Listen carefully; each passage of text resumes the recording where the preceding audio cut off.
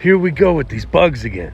I'm sure most people by now have at least heard about what's going on with the ticks. Well, now we got to talk about mosquitoes. If you caught one of my last videos, we talked about how Google is trying to release 64 million mosquitoes between California and Florida.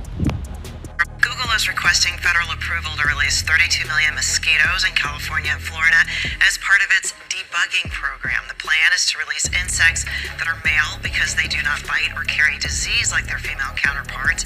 The hope is that these mosquitoes that are less likely to bite will mate with the females as a way of population control. Even though in this instance it's Google, just like with the ticks, when people think of modified mosquitoes, they think Bill Gates. And that's because he's been messing with mosquitoes for a long time. Even has a factory in Colombia where he messes with their genes.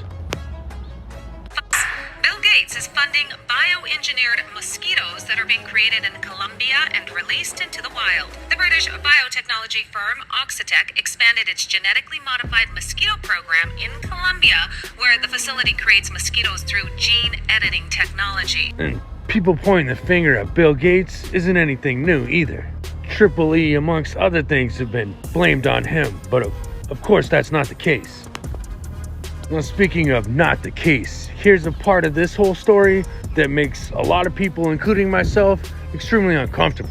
See, there was a plot that was uncovered by some spicy Germans where mosquitoes were going to be used as a part of warfare. And since then, it's kind of been lurking in the background. This article is from 2016. But like I said, those were just plots. It didn't actually happen. But with people like Bill Gates at the head of this thing, who released a bunch of mosquitoes while he was hosting a TED Talk. Since we'll let those roam around the auditorium a little bit. There's no reason only poor people should have the experience.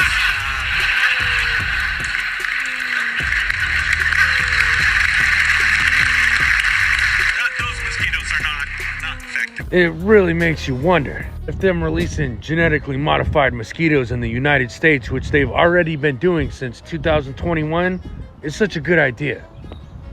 Oh, and then of course there's the accusations that this has already been a problem in Brazil back in 2019, where the genetically altered and the original mosquitoes just combined and created something completely different. And even though you probably haven't heard about it at all because we're still very much in tick season, it's coming. Don't worry. Starting to feel like the year of the bugs, don't it? Y'all stay safe.